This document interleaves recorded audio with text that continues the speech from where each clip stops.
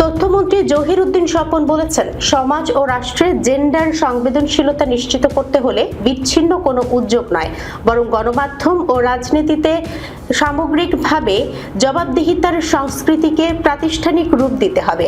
তিনি বলেন, জেন্ডার সংবেদনশীলতার অভাব কেবল নারী বা পুরুষের মনস্তাত্ত্বিক বিষয় নয়, এটি আমাদের সমষ্টিগত মূল্যবোধের ঘাটতির বহিঃপ্রকাশ।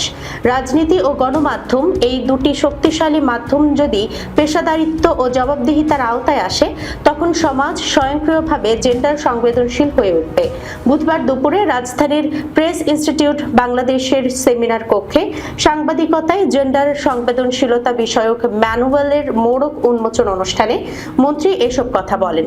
জহিরউদ্দিন স্বপন বলেন, রাজনীতিবিদ ও গণমাধ্যম কর্মী উভয়কেই সারাক্ষণ জনগণের সাথে সম্পৃক্ত থাকতে হয়।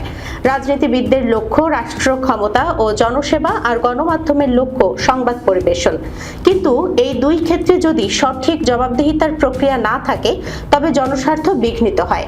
তিনি বলেন, প্রধানমন্ত্রী তারেক রহমানের সরকার স্বাধীন গণমাধ্যমে বিশ্বাসী, কারণ শক্তিশালী ও স্বাধীন গণমাধ্যমে রাজনীতিবিদদের ক্ষমতাকে জবাবদিহিতার আওতায় নিয়ে আসতে পারে।